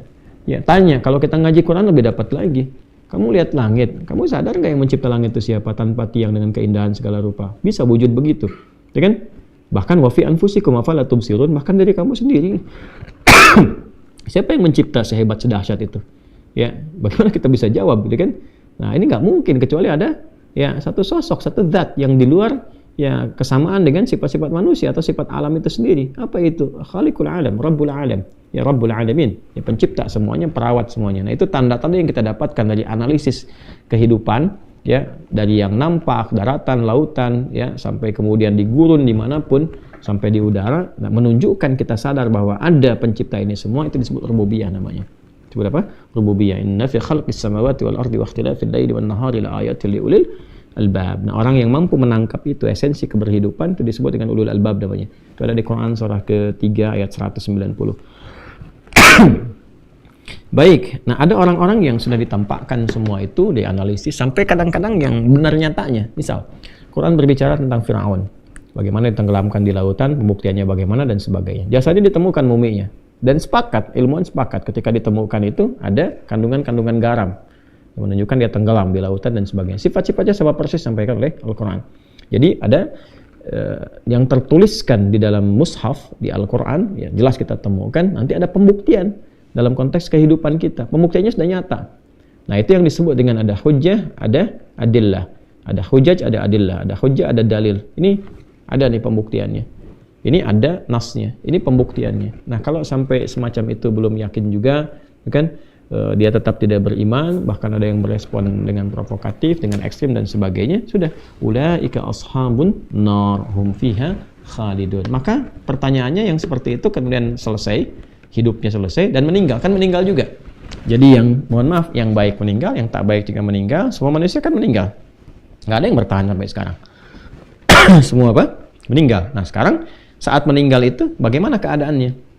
Kan harus dijawab. Kan harus ada jawaban, kan Islam memberikan jawaban seperti apa dalam konteks keislaman. Nah, di sini Islam datang dengan jawaban. Islam datang dengan apa? Jawaban. Di dunia kan kita selesai nih. Materi selesai, sebagainya. Pertaruhan kita kan keyakinan kita. Ini yakin kan setelah kehidupan, setelah kematian ada kehidupan lagi, yakin nggak? Nah, keyakinan itu kan iman. Nah, kita sudah mendapatkan semua keterangan tadi, punya keyakinan, kita kerjakan. Ada yang nggak yakin dengan itu, dia punya konsep lain atau cara pandang lain, silahkan, nanti dipertaruhkan. Nah, dalam Islam, pada orang-orang begini, itu apa jawabannya? Maka Quran menyampaikan, ulaika ashabun nar. Ya, ya Allah mesti adil, mesti adil. Nah, bagaimana keadilan Allah diterapkan di sini? Bagi orang-orang yang benar bertugas dengan keimanannya, kan? Di dunia dia bertugas karena iman, kehidupan dijalani dengan iman, wafat karena iman, kan? Wala tamutunna illa wa antum muslimun, dia patuh, dia taat kepada Allah, dia jaga imannya, maka pulang dengan imannya itu dia mendapatkan ini. Ya, jannah. Dari mana itu bisa kita dapatkan keterangannya? Al-Baqarah ayat 25 yang pernah kita kaji. Quran surah kedua ayat 25. Itu dijelaskan sangat terang dari mulai iman, hubungan nanti dengan amal soleh. Amal soleh itu nama umum untuk ibadah, muamalah dan akhlak. Ketika digabungkan karena Allah, dikerjakan karena imannya, maka amal berubah jadi soleh. Ya, jadi amal itu tadinya netral. Amal itu netral, mau baik juga netral. Ya, Anda memberi orang lain misalnya makanan, itu kan baik kan? Nah, itu masih amal tuh. Tapi ketika dikerjakan karena dorongan iman saya yang menyuruh saya berbuat seperti itu. Ya, saya diminta bersedekah karena yakin dengan iman, maka amal itu disifati dengan saleh. Ya, dari mana konstruksi itu? Quran surah ke-103 Al-Asr, wal 'asr innal insana lafi khusr illa alladziina amanu wa 'amilus shalihat. Ketika iman itu mensifati mendorong amal, maka amal punya sifat baru namanya saleh. Nah, ketika amal menjadi saleh, maka diberikan nilai-nilai itulah yang disebut dengan ajrun. Bahasa kita yang disebut pahala. Maka perbuatannya menjadi nilai perbuatan yang berpotensi dapat pahala, disebut hasanah. Setiap perbuatan baiknya dapat 10. Di mana ditemukan? Quran surah berapa? Ke-6 ayat berapa? 160. Ya. Man jaa'a bil hasanati falahu asyru amthaliha. Siapa yang mengerjakan satu perbuatan punya nilai soleh di dalamnya dapat 10. Nah, 10 ini yang dimaksud dengan pahala ajrun. Lahum ajrun ghairu mamnun, ajrun kabira, ajrun hasana. Tuh, kita baca surat Al-Kahf kan? Ya kan? Alhamdulillahilladzi anzala apa? Ala 'abdihil kitaba wa lam yaj'al lahu iwaja qayyima. Kemudian apa? Liunzira ba'san syadida. Kemudian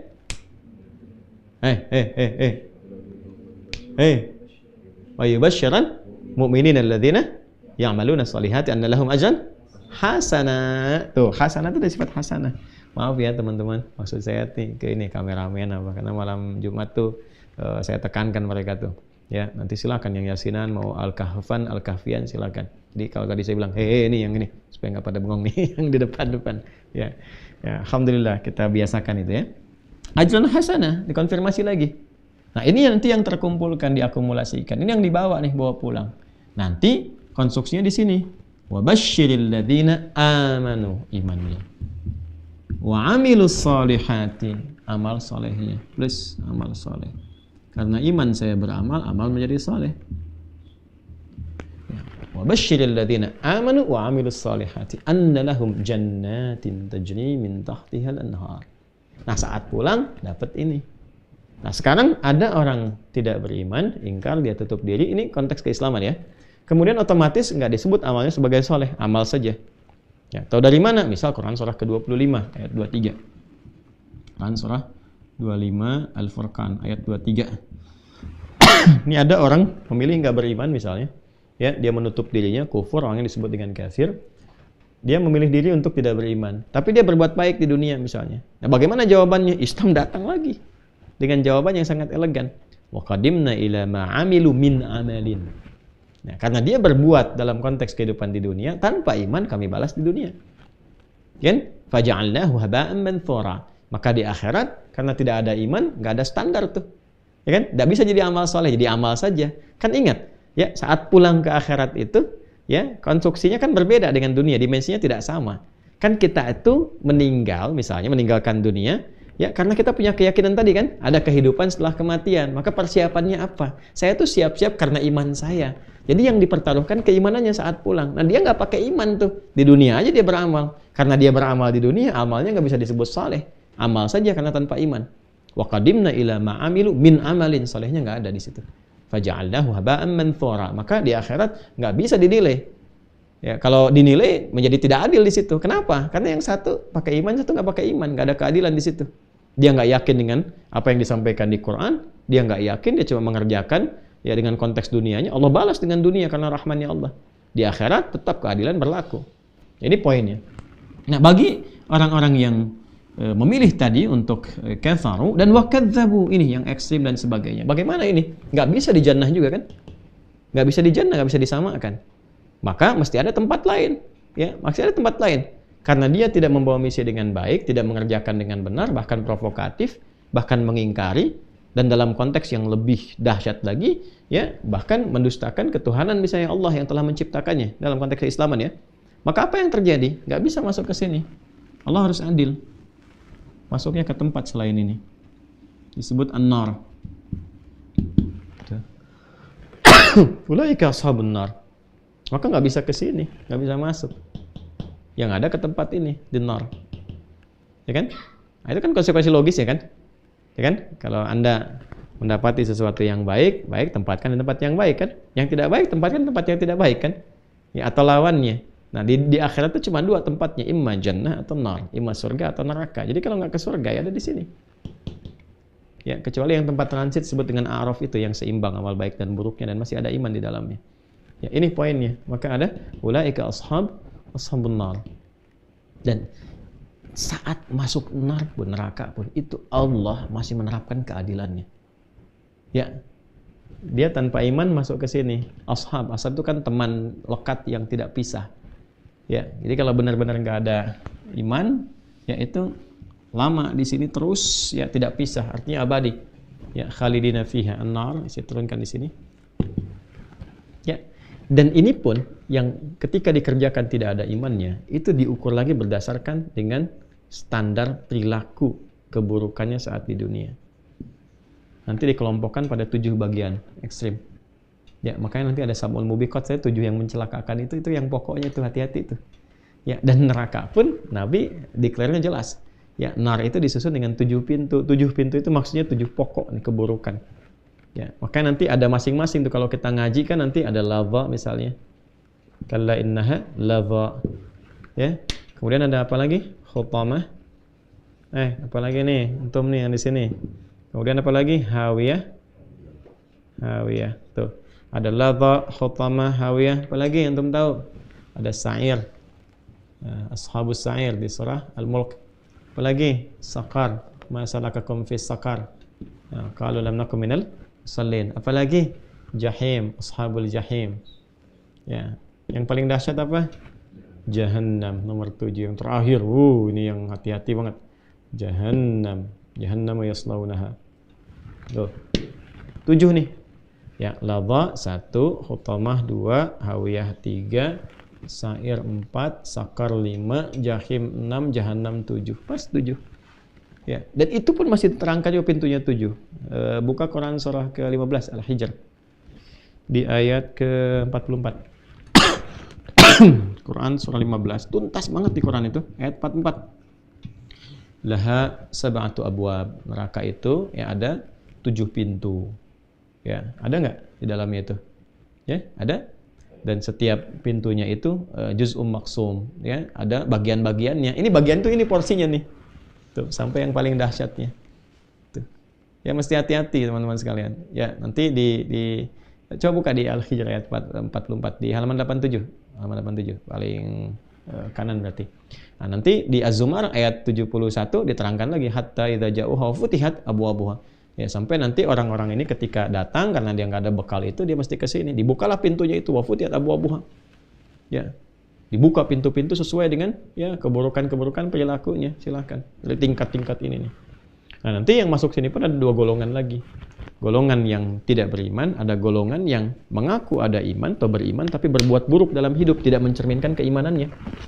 Misal ngaku muslim tapi nggak sholat. Ya masalah kakum fis sakar. Qalu lam nakum minal musallin. Kenapa kok kamu kumpul sama orang nggak beriman di sini masuk sakar? Kami ngaku muslim tapi nggak sholat, kan? Sengaja meninggalkan sholat misalnya.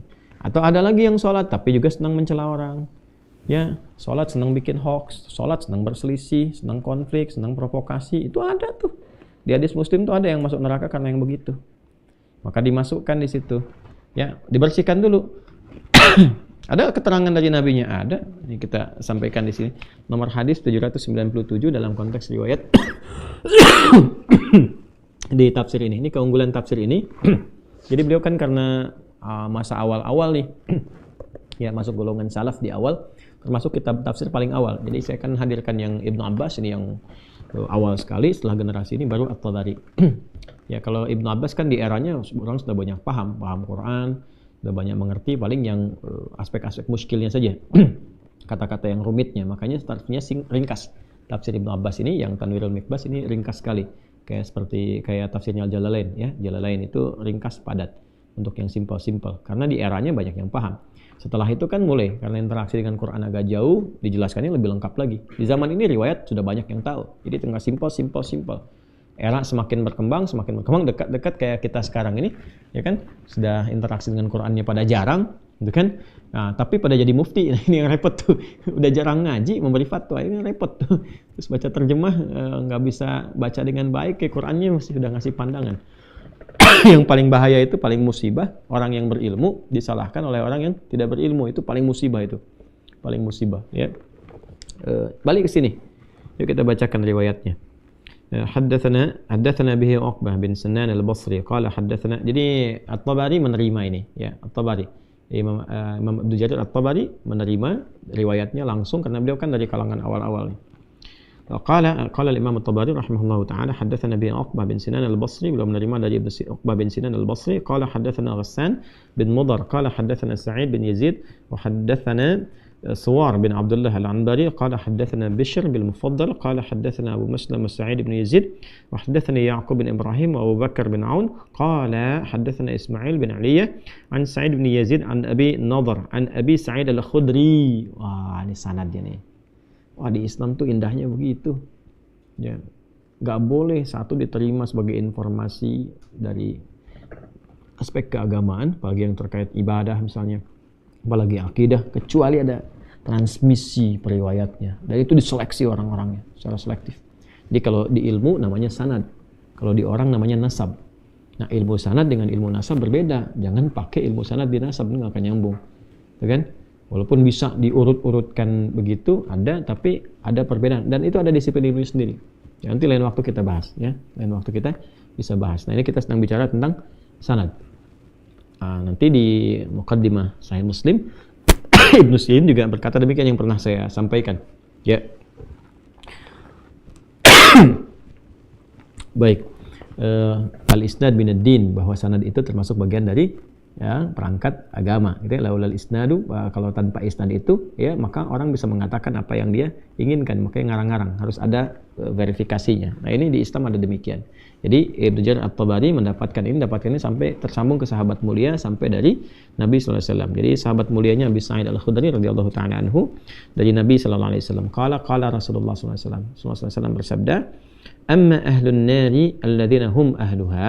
Adapun ahli neraka itu yang dinilai sebagai ahlinya, keluarganya. Ini ahli kan nggak bisa keluar, masuk di situ kan, namanya keluarga.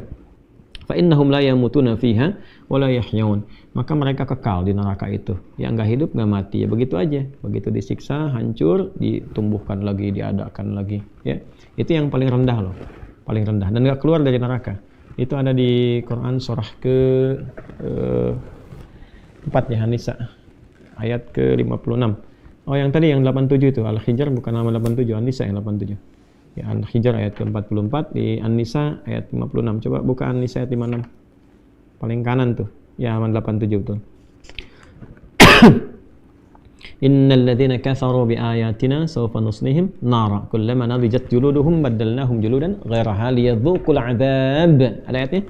Ya, innal ladzina kafaru tadi tuh. Yang Al-Baqarah 39 kan dibuka dengan wal ladzina kafaru, gitu kan? Wa kadzdzabu bi ayatina, dijawab oleh Allah yang serendah-rendahnya. Kan kalau kadzabu sudah provokatif tadi, sudah ekstrim dan sebagainya. Ya, kafaru ingkar. Ini yang paling rendah di neraka itu, yang paling rendahnya.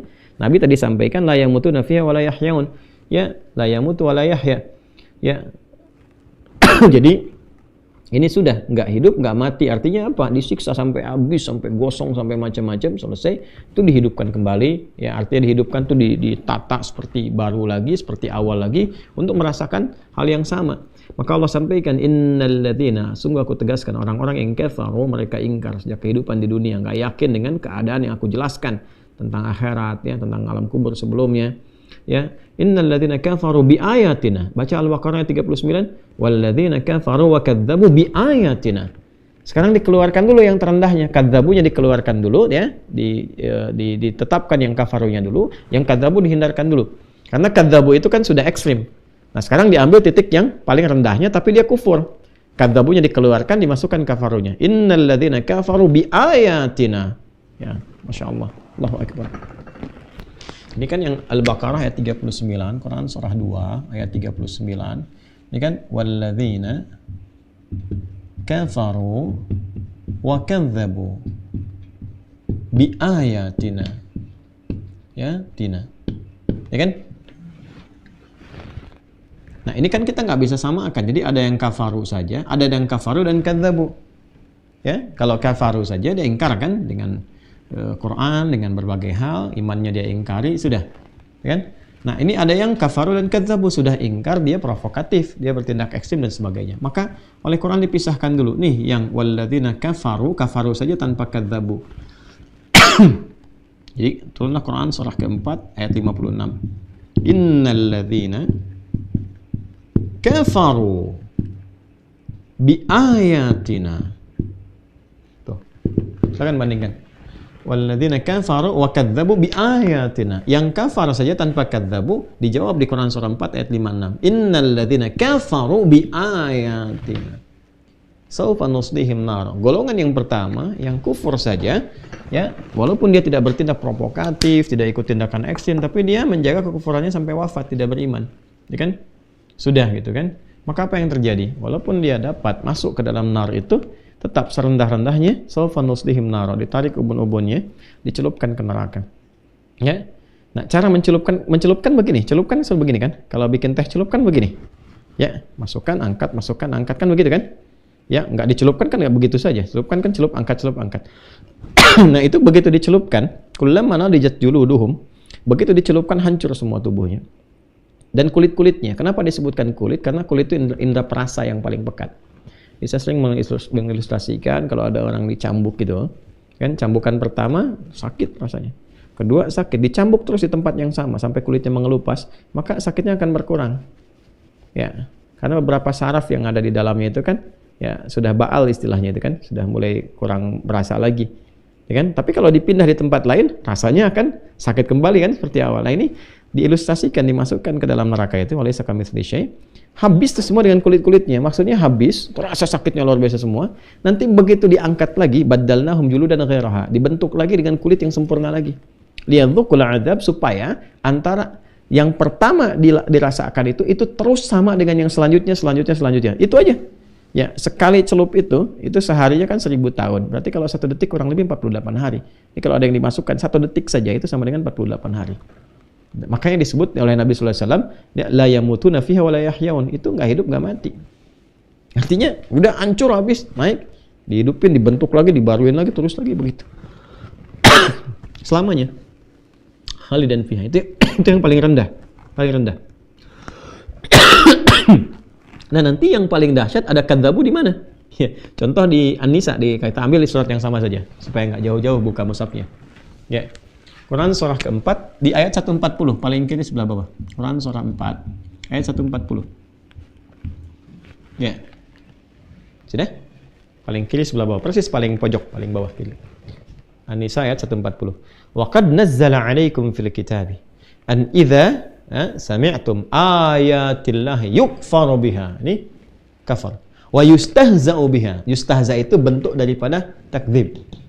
Kan tadi saya katakan, ya, yang takdzib itu mendustakan, itu ada langkah provokatifnya. Kadang kan mengolok-olok gitu kan. Ya kan ada yang bukan sudah dia ingkar, dia mengolok-olok gitu kan. Ya, ada ngolok-ngolok aspek tauhid, ngolok-ngolok masuk ibadah, macam-macam lah gitu. Kadang diplesetkan ayat Quran, dan yang paling ekstrim kan yang tadi saya sempat contohkan. Nah, itu yang paling rendahnya saya dari sifat takdzib itu istihza. Ya, mengolok-olok, merendahkan, ya mengalihkan kepada konteks yang lain dengan tujuan hawa nafsu semata. Perhatikan, waqad nazzala 'alaikum fil kitabi an idza sami'tum ayatullahi, ya, an idza sami'tum ayat illahi yukfaru biha, diingkari, kafar yukfar, wa yustahza'u biha. Ini praktek dari takdzib. Fala taq'udu ma'ahum hatta yakhudu fi haditsin ghairi innakum idzan mithluhum innallaha jami'ul munafiqina wal kafirina fi jahannam jami'a. Tingkat tertinggi jahannam. Oke? Kata Allah, kalau Anda menyaksikan ada orang-orang yang provokatif terhadap ayat-ayat Allah ke Al-Quran, kan? Ngolok-ngolok atau yang paling ekstrim macam-macam. Udah, yang pertama, jangan balas dulu dengan tindakan anarkis. Nggak usah anarkis. Ya, nggak usah bersikap anarkis dulu. Tinggalkan aja. Nggak usah dikasih panggung.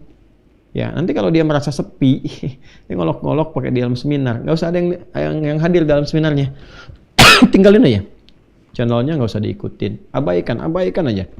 Ya, dan hebatnya Quran tuh gini. Hatta yakhudu fi haditsin ghairi. Sampai dia mau balik lagi. Paham? Oh, nggak laku nih. Nggak punya temen nih. Sadar dia. Taubat. Itu sampai begitu. Jadi, jangan mencela yang sudah tercela. Buang-buang energi. Ini ada sikap provokatif tindakan. Memancing amarah dunia saja untuk memberikan satu legitimasi bahwa Islam tuh itu kasar, Islam perusak, macam-macam sebagainya. Provokatif nih. Ya, misalnya ada yang provokatif pembakaran setempat ini, udah, nggak usah kita capek-capek keluar, nggak usah mencela ini dan itu. Ya, celaan dalam hati kita tetap, ya harus ada, kita nggak suka seperti itu.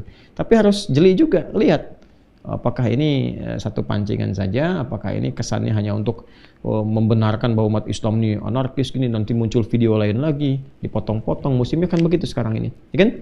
Udah, nggak usah terlalu repot dan macam-macam. Secara diplomasi bagus nih. Ya, pemerintah sudah diplomasi lewat Kemlu tentang kejadian yang kemarin di Swedia misalnya kan, beberapa ke tempat-tempat lain. Ya, secara diplomasi sampaikan, karena umat Islam terbesar kan di sini. Apa reaksi umat Islamnya? Gampang aja, udah tinggalin itu. Termasuk tinggalkan semua hal-hal yang terkait dengan itu. Pemerintah yang bersangkutan misalnya, mengakomodir itu, bahkan memberikan hak untuk itu, ya sudah, kalau itu keputusan dari mereka, sudah, yang terkait dengan mereka boikot oleh umat Islam.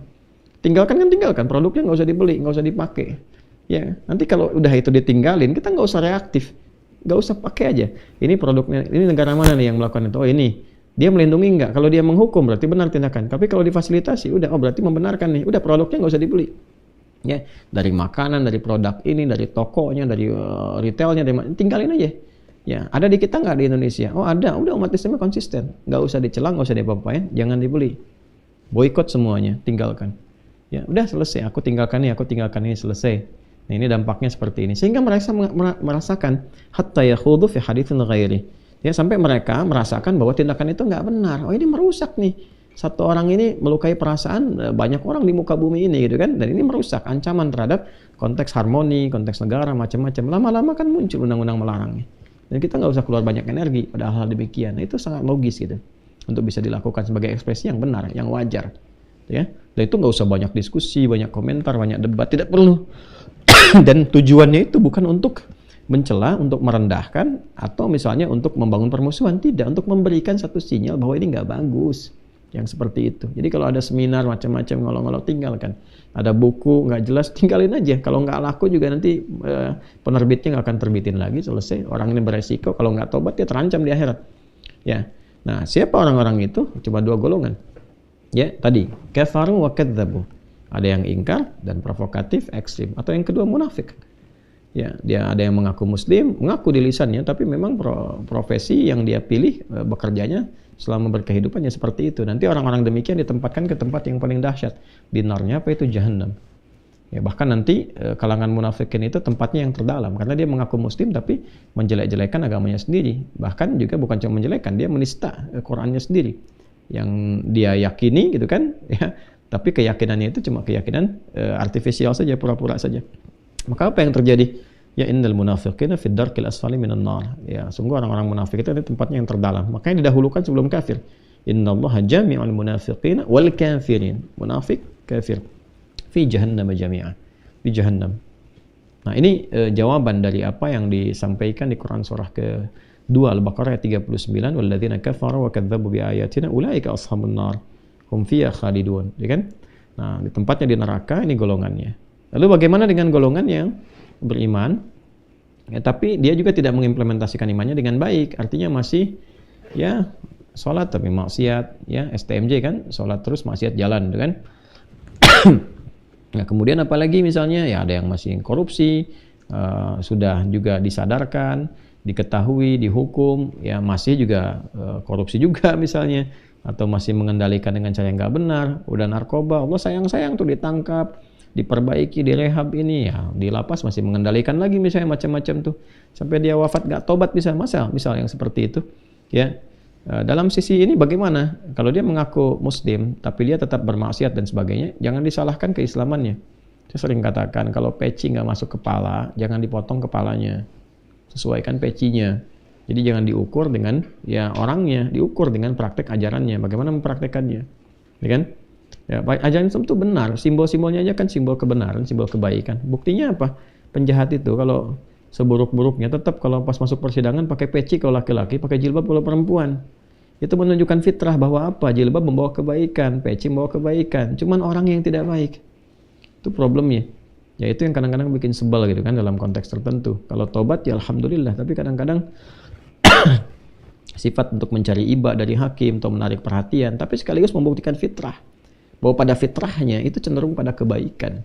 Itu poinnya gitu kan. Nah, nanti ada yang mengolok-olok pada konteks itu, diolok-olok dan sebagainya. Maka bagaimana jika ada orang muslim, Islam bermaksiat seperti itu? Nanti ditimbang di akhirat. Ya, kalau misal 40,99 itu kan ini amal baik.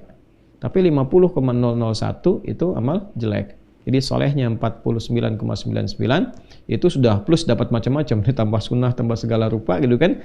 Dan kurang layak dapat nilai-nilai kebaikan yang lain, maka berlaku keadilan Allah. 0,01-nya harus dibersihkan dulu.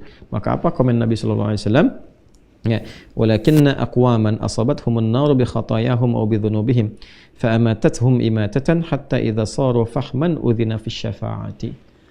Ada golongan orang-orang yang beriman tapi di dunianya banyak berbuat maksiat, banyak salah, banyak mengumpulkan dosa. dan nggak sempat mentobati itu. Ya, cuma ada bekal ya keimanan di dalamnya, pernah dipraktekkan beberapa dalam kehidupan, pernah sholat, pernah macam-macam, terus berlumur maksiat, nggak sempat tobat, dia meninggal. Maka dicuci dulu tuh keburukannya itu. Fa'amatathum imatah. Jadi kalau yang tadi itu yang tidak beriman dan tidak beriman provokatif itu abadi, nggak hidup, nggak mati. Kalau yang ini dihukum di neraka sampai wafat. Sampai habis maksudnya. Tadi yang tadi dicelupkan juga nih. Celupkan sampai apa? Hatta idza saru fahman, sampai gosong kayak arang kata dia. Jadi setelah gosong kayak arang selesai itu. Meninggal segala rupanya, udzina fi syafaati, maka diizinkan mendapatkan syafaat. Diizinkan kata Nabi mendapatkan syafaat. Allah nanti perintahkan. Nanti kan sangat viral sekali di hadis Muslim, di hadis syafaat kan di akhir itu ada. Ya. Ketika Nabi sedang sujud mohon kepada Allah kan, ya, kata Allah Subhanahu wa taala menyatakan dalam hadis qudsi idfarasak sal tu'ta. Ya, dan Muhammad SAW angkat kepalamu dari sujud. Engkau minta, engkau akan diberi. Maka Nabi meminta syafaat ya kepada Allah Subhanahu wa taala untuk diberikan kepada umat Rasulullah sallallahu alaihi wasallam, dan semoga kita termasuk bagian dari yang mendapatkan syafaat itu. Makanya rajin salawat. Ya Allahumma shalli ala sayyidina Muhammad, shalli ala sayyidina Muhammad. Rajin salawat. Malam Jumat, tiap hari, tiap waktu rajin salawat. Ya, rajin salawat setidaknya untuk mendapatkan syafaat Rasulullah sallallahu alaihi wasallam. Jadi ini sekaligus pembahasan malam ini memberikan kepada kita penjelasan yang utuh bagaimana Islam memberikan pedoman kehidupan yang sangat tuntas, komprehensif, holistik, semua aspeknya dibahas. Ini menunjukkan kebenaran dalam ajaran Islam, kebenaran konsep-konsep juga, baik itu konsep ketuhanan, konsep ibadah, muamalah, interaksi sosial, sampai konsep kehidupan. Menunjukkan sisi kebenarannya, tinggal kembali kepada kita masing-masing. Dan elegannya pun dalam konteks kita beriman dan yakin itu, tetap kita diminta oleh Quran untuk toleran satu dengan yang lainnya. Lakum dinukum waliyadin. Menghormati apa yang orang lain yakini. Tidak perlu memaksakan, silakan orang bertanya, jelaskan. Ya, kemudian saling berargumentasi dengan cara yang baik, tidak saling mencela. La ikraha fiddin, bahkan tidak ada paksaan. Jangan pernah memaksa orang, hanya menjelaskan. Ya, itu satu hal yang sangat indah yang bisa kita dapati, dan tinggal kita mempraktekkan dalam kehidupan itu semua. Ini yang bisa kita bahas teman-teman sekalian di pertemuan malam hari ini. Terima kasih doa-doanya. Alhamdulillah Allah berikan kekuatan untuk bisa mengajar malam hari ini. Semoga Allah sehatkan kita semua.